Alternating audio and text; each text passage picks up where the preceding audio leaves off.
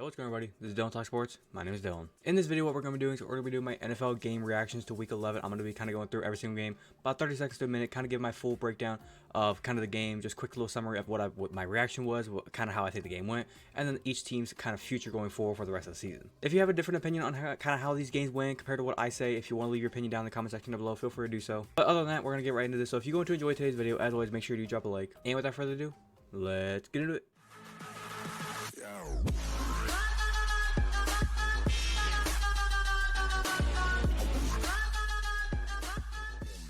First up, we got Bengals and Ravens. This game looked like on paper it was going to be an exciting game until Joe Burrow went down. When Joe Burrow went down, he's done for the year. It just kind of spiraled out of control. Because it was 10-7, we were thinking, okay, here we go, here come the Bengals. But then we found out Joe Burrow's done for the half, he's gone. But then they weren't the only team that got hurt. The Ravens, Mark Andrews, he's done for the season as well with, I believe, a high ankle sprain. So he's going to be done. But they, even without Mark Andrews, was able to get the offense rolling. This game looked like it was back and forth in the beginning, but then towards the third quarter, Ravens just steamrolled the Bengals. Going forward for the rest of the season, I think the Bengals can fight for a wildcard spot. They're going to have Jake Browning as their quarterback. A lot of people were saying going into the season, or the rest of the season, like teams like the Bengals and the Browns, both have starting backup quarterbacks. They're both ruined. But look at the Browns. They won with a backup quarterback. Maybe the Bengals can. But looking at both teams, Baltimore, they're 8-3. Winning division, I think is going to probably happen. They're going to fight. I think Cleveland can fight so far. I mean, they won with the backup quarterback. Like I said, we'll get into them in a minute. But Baltimore, they're fighting to win the division and maybe a number one seed. And when it comes to Cincinnati, they're just hoping they can get the wild card spot. We got the Steelers and the Browns, 10-13. If you want a full, complete breakdown of this game from start to finish, everything in detail, I'm a Browns fan, so I did a full breakdown of this game. The annotation will be right there if you want to go check that video out in full. But when you look at this game, it was a very, very gritty game. It was back and forth, all defense, a lot of special teams. Very little mistakes from both teams until later on in the game. As a Browns fan coming into this game, we knew it was going to be one of those types of games. We knew with Dorian Thompson-Robinson, it was where the only way we win this game is if we can win it with our defense. And we did just that. Late on in the game, we thought this game was lost when the Steelers had the ball at the opponent 40-yard line with I think 2 minutes to go or 3 minutes to go. Defense stood tall. And then with a minute something to go, Browns got the ball back again. I think at our own 10-yard line, we were to get the first down, got to throw to Elijah Moore. And then from there, it just kept rolling to throw to Amari Cooper, throw to David Njoku, got in field goal range, and the rest was history. It was a very nerve-wracking game from a Browns fan's point of view, but from a Steelers fan's point of view, I know they were just seething watching that game. Looking at both teams' futures going forward, Steelers, wild card is still on the table, maybe division if the Ravens stumble and the Browns stumble as well. But when it comes to the Browns, like I said, they have a shot for this division. The number one seed is on the table. The thing that's going to hold them back is, like I said, DTR is the quarterback. If Deshaun Watson was here, the number one seed is very doable for this team. But with Deshaun Watson not being there, I don't see it happening. I still see division hopes on the table. I mean, 7-3, division hopes are on the table. We got the Bears and the Lions, 26-31. This game looked like the Bears were going to smoke the Lions in the early part because I believe Jared Goff, what do you have, 3 interceptions? He was just turnover happy. I think Justin Fields played a pretty good game. He didn't turn the ball over until the very end. That was a very crucial turnover. But looking at the beginning of the game, like I said, Jared Goff, not 1, not 2, but 3 interceptions. The Bears looked like they were going to win this game, but then it's third quarter, fourth quarter came around. Lions started to get some momentum going, and they were able to handle the business. When they went up 26-29, I was thinking, okay, maybe the Bears can try to find some rhythm. Maybe they can go down here and get a field goal, send this overtime. Nope. Lions, Aiden Hutchinson knocked the ball out of Justin Fields' hand. It went into the end zone, the tackle. I'm pretty sure it was kind of a smart move. He just kicked the ball out of the back of the end zone, took the safety because it's I'm not going to let you get a touchdown. Just kick the ball out of the back of the end zone. Let them get the safety, 2 points rather than 6 points. I think both teams going forward, looking at the standings, Detroit, they are 8-2. I repeat, the Detroit Lions are 8-2. Going forward, I think the Lions are a really good spot to possibly try to fight for the number one overall seed in the NFC because the Eagles are 9-1. Detroit is 8-2.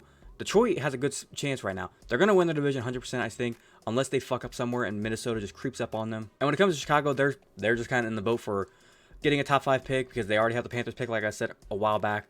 They have the Panthers pick and their own pick, so right now if they can get 2 top 5 overall picks in next year's draft, that is huge. We got Chargers and Packers. This was a kind of subpar game. Chargers looked like they were doing pretty good. Packers looked like they kind of got the offense rolling a little better in this game. They did have an injury go down. I think Aaron Jones, correct me if I'm wrong, Aaron Jones, A.J. Dillon. It was one of the running backs, I believe. I didn't look too much into it. Correct me if I'm wrong in the comments about who it was. But, I mean, it was a good game. I mean, looking at the stats-wise, Jared Goff, like I said, the offense came alive. When it comes to the Chargers, the offense was there. The only thing that hurt the Chargers was at the end of the game. I think there was 3 minutes to go, 2 minutes to go. Quentin Johnson, you gotta catch the ball. It was like a wheel kind of fade ball down the sideline. He beat his man.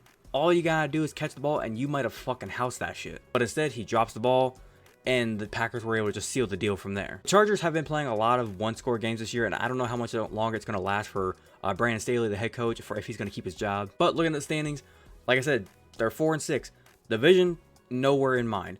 Wild card, it's going to be a very, very tough road to get into that race. And when you talk about Green Bay, I think division as well, out of this world, not going to happen. When you talk about wild card, maybe. I think the team with the last wildcard spot is like 6-4 right now, so it's possible. We got the Raiders and the Dolphins. I didn't really care for this game too much. I didn't really pay attention too much. I saw some highlights of it. Raiders looked like they were doing pretty good in the first quarter, I think. Yeah, the first quarter they did pretty good, but after that, you didn't even know the Raiders were playing football. Aiden O'Connell, we thought here the past few weeks, hey, since Josh McDaniels has been gone, he's been playing pretty good football. He's looking pretty good, but then he finally played a defense. He finally played a defense that was going to capitalize on his bad throws, and the Dolphins made him pay. The Dolphins came alive. If you have Tyreek Hill in your fantasy team, great job. Kind of fast forward to the end of the game. Like I said, 13-20. The game was close, but in the very end, Jalen Ramsey, I mean, you can see the highlight there.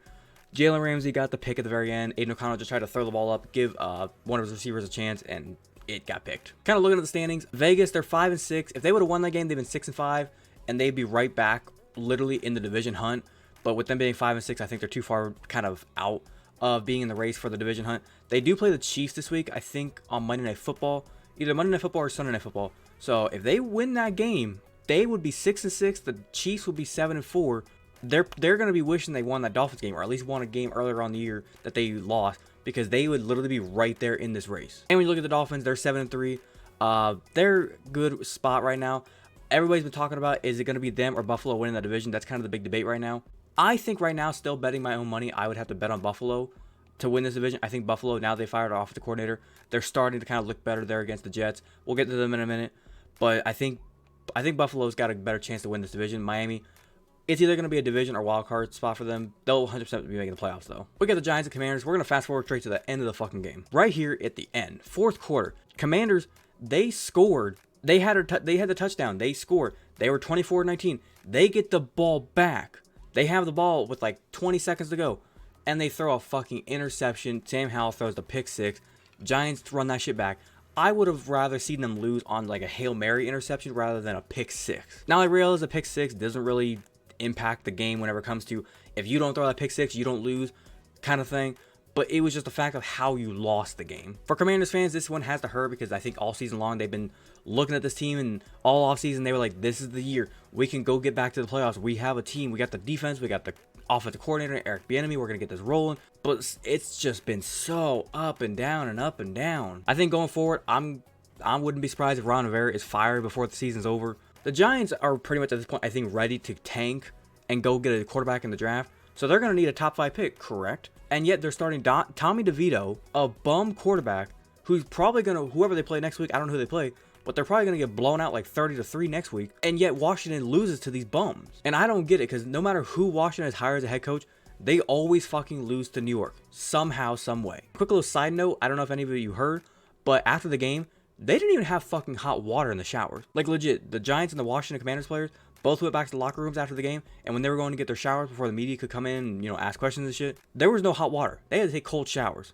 That had to fucking suck. But looking at the standings, nothing really to say here other than both teams are trash and they're not making the playoffs. I know Cowboys fans are going to want me to talk about this game and be like, yeah, talk about us. We did great. You played the Panthers. Like when the Browns, my favorite team, played the Cardinals a couple weeks ago and we just beat the shit out of them, I didn't really talk too much about it, because it's like, we played the Cardinals. Who cares? Same thing with right now. You played the Panthers. Like, congrats. I mean, looking at your stats, like, you did what you were supposed to do. You put up good stats. You played okay. You did what you were supposed to do. You won the game against a bad team. When it comes to the Panthers, like, they are openly, I think, now just ready to, they're just tanking the season, even though they don't even get the first round pick, which is confusing. Bryce Young, everybody said coming into this year, he's a generational talent. He's going to be so good. Frank Wright, the head coach, the offensive coordinator, the quarterback coach, everybody they had on the offensive staff, it's going to be perfect for him. And somehow he's playing like shit. The offense is playing like shit. The defense is playing like shit. The whole team is shit. Kind of wrap up this game. Dallas 7-3. They can still go for the division. They play Philadelphia in a couple weeks. They're going to need Philadelphia to then lose another game if they beat Philadelphia to get the division lead, it's going to be a race to the finish. That's all I'll say. And then whenever it comes to Carolina, I mean, they're pure dog shit. We got the Titans and the Jaguars, 14-34. I didn't really watch this game that much. I saw Will Levis played a mid-game. He didn't really do too much. He was just getting sacked like 50 times throughout this game. Jaguars, they played a really good game. Their offense came alive after getting shut up by the Niners about a week ago, 34-3, I believe. So they really need to get the offense going. Titans, they are at this point openly tanking. I don't think they really give a shit if they win or lose these games anymore. They're just out there just to play for life support. Mike Vrabel, I think in his interviews, the way he speaks, the way he talks to the press, he just wants to get the fuck out of here. Kind of wrapping up the game. Like I said, Jaguars, they're in the hunt for the division. Houston, though, they don't sleep on Houston. They're creeping up there. And when it comes to Tennessee, like I said, I think Mike Vrabel just wants to get the fuck out of there. Speaking of Houston, they had a close call there. Kyler Murray came back about a week ago. He played good last week. And then this week, once again, he played a mid-game, but he gave the Houston defense some struggles. When it comes to Houston's offense, everybody came into this game saying CJ Stroud, MVP type talent, and I was saying it too. I was saying he deserves to be in the conversation. There were some people saying he deserves to be the MVP. I said kind of push the brakes, and this game showed it. 3 interceptions. I realized you got 336 yards. I realized you had the 2 touchdowns. But 3 interceptions, one of them was completely not his fault. 2 of them were 100% his fault. I think when CJ Stroud started throwing all his interceptions, that's when they went to the run game because Devin Singletary had over 100 yards. They just said, here, go fucking do the work for us. The one strong thing I saw from CJ Stroud was that throw he made to the back of the end zone. He kind of like rolled out, and then he set his feet, and then he kind of tilted back, and he just launched that sucker. He had a safety and a corner both falling. I believe Tank Dell, yeah, on the highlight here you can see. And he just had to like lean back and yank that shit down before the corner and the safety could go up and try to get him. When it comes to all the games over the weekend, it wasn't really the game that you were going to be focused so much on unless you were a fan of these two teams, but it was still a pretty entertaining game. Looking at the standings, Arizona, they're just like I've said it already a couple teams. They're another team that's openly tanking. They don't give a fuck right now. 2-9, they're ready for the top 5 pick in the draft. When it comes to Houston, like I said with Jacksonville, do not sleep on Houston. Houston is coming. I think they've pretty much got a wild card spot like hanging right there in front of them. They just got to go grab it. When it comes to a division title, it's still a little bit down the road, but I wouldn't be surprised if they win that division. We get the Bucks and the Niners. This was an entertaining game. I thought this was going to be more of a shootout style game. Bucks, with Baker Mayfield, they started out that way, but then it's like it just went straight downhill in the second half. Then he started to try to come back up, and then it was just putrid. Now when it comes to Brock Purdy, like I said when I thought it was going to be a shootout, 21 of 25, a perfect passer rating, perfect they said, of like 158.8, 333 passing yards, 3 touchdowns. Christian McCaffrey did good. A second game in a row, no touchdown. What's wrong with Christian McCaffrey? He had that 15-game win streak of touchdown score 2 weeks in a row now. Brandon Ayuk went off, 5 catches, 156 yards, a touchdown. He did great. I think all in all, both teams kind of showed their colors. Tampa Bay, they tried to play some good defense and they did not do it. San Francisco, they had everybody healthy. Deebo Samuel, Brandon Ayuk, Christian McCaffrey, Trent Williams, Brock Purdy, everybody fully healthy, and they showed who they are. Looking at the standings, Tampa Bay 4-6, they surprisingly are not out of the division race. They can still win that shit. And you look at San Francisco, them and Seattle, it's going to be the battle for who wins that division. They play, I believe, this Thursday night on Thanksgiving, so it's going to be a fun game to watch that one. I find it funny that people wanted to hype this game up and make it exciting when it wasn't even exciting to begin with. Jets with Zach Wilson, he was a bum. I'm going to kind of quickly go through this game. Josh Allen looked a lot better without Ken Dorsey calling his plays. They ran the ball a little bit better. The throws were there for him. The Jets, their defense is good, but you're not going to win games at all when your quarterback plays like shit. I mean, Zach Wilson doesn't even have an offensive line, so they're one thing to start with. The receivers are kind of getting open, but there was some people showing online where his receivers weren't even getting open at times, where his offensive line was actually covering for him, and he's just standing there like, give me somewhere to go with the ball. I think this Jets team is cooked. At this point, if I was Aaron Rodgers, I wouldn't even try to worry about coming back this year if he was going to come back. When it comes to the Bills, number 1 seed, I don't think it's happening. Playoffs, yes, they're going to be in the playoffs, I think. When it comes to them winning the division, I said it earlier with Miami. I think it's a battle between Buffalo and Miami. I think Buffalo plays Miami again later on in the year. Buffalo just needs to keep on winning and they'll be good to go. This game came right down to the wire. Rams, they play a lot of these games where it's like they don't do anything in the first half, but the second half they come alive with their offense. I feel like the Rams play a similar style to the Pittsburgh Steelers. The problem is the Rams have an offense. So when it came to this game, the Rams, they were playing good on offense. It's just they could never get down the field and get points. Fast forward to the end of the game, the Rams had this game locked up. With 7:38 to go, they had this game kind of looking like the momentum was shifting their way. And then with 1:31 left, they got that field goal. But the Seahawks, they got the ball back down there and they had the field goal opportunity. I mean, you see it right there, 55-yard field goal. The problem was, I think he did so much of a line drive kick rather than trying to get some arch into it, that when he kicked that line drive, I don't know if it got tipped or not. It sounded like it did, but when he kicked it, he just kind of shanked a little bit off of it. Kind of looking at both these teams, Seattle, like I said a second ago, they are in the hunt for the division to go up against San Francisco. When it comes to LA, they're just kind of vibing at this point in the season. We got 2 more games to go. We got Sunday Night Football. This was actually a fun kind of game. We got Vikings, we got Broncos, we got Dodds versus Russell Wilson.